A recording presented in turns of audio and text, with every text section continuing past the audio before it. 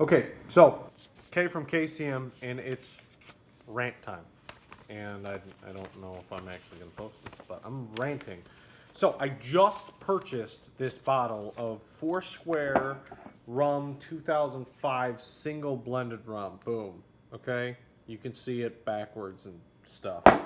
Okay? And I did it because this Friday, the 14th, I'm going to have a rum tasting. Okay? I'm also signing a card for a man in a pink envelope with Minnie the Mouse. Multitasking. Okay, here's the rant portion of this whole deal. So, the reason I bought it was because I spent $250 on 4 bottles of rum. And I got one truly compelling bottle of rum.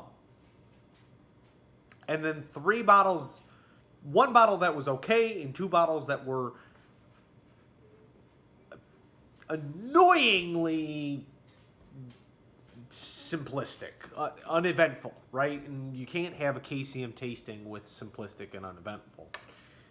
What's really got me about this rum,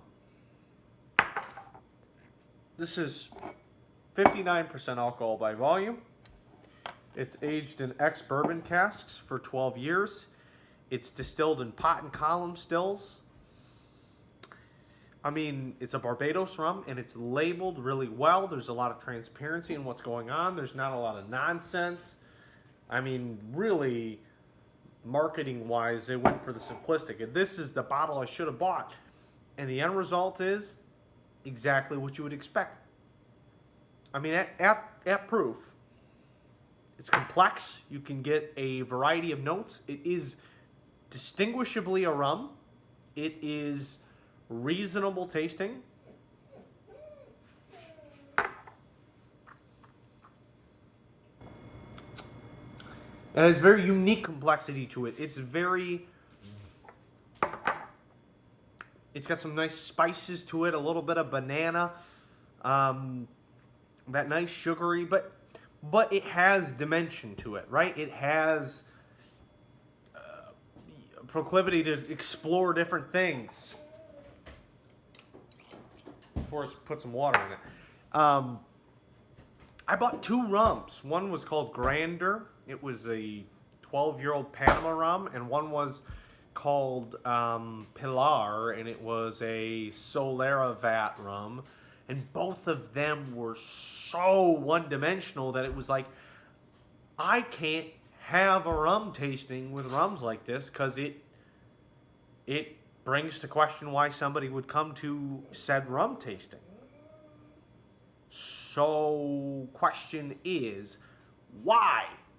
Why would that be? And I used my criteria for shopping to get those rums, right? They were above 40% alcohol by volume. They were labeled well. They had age statements. They had information about them, blah, blah, blah. Why is rum so unpredictable? And I don't know if I know the answer to that question, but it was frustrating to open this and be like, yes, this is what it should taste like. I'm not crazy.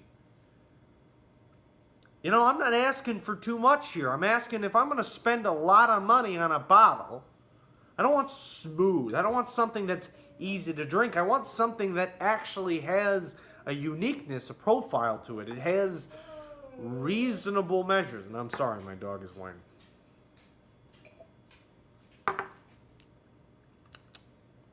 And then you pour water in it, and it opens up more. It has the complexity you would expect from a whiskey.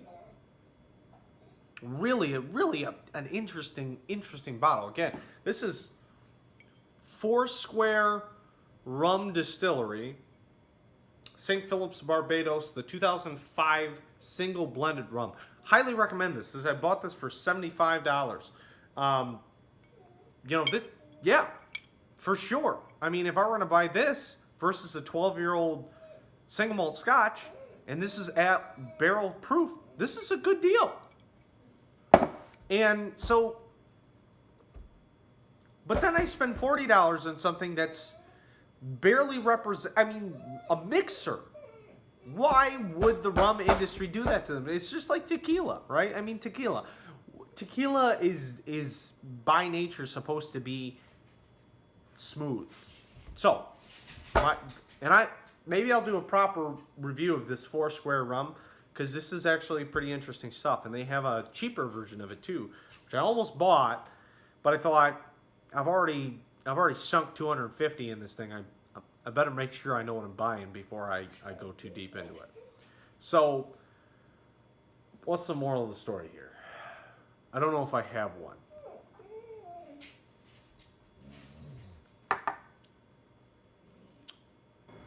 Go to a KCM tasting.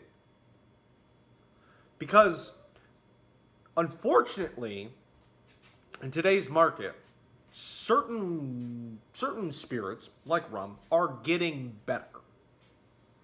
They're moving more towards that craft market. But, and while Scotch is continually making itself more remedial and disappointing every day, but unfortunately, even with those circumstances out there, we're still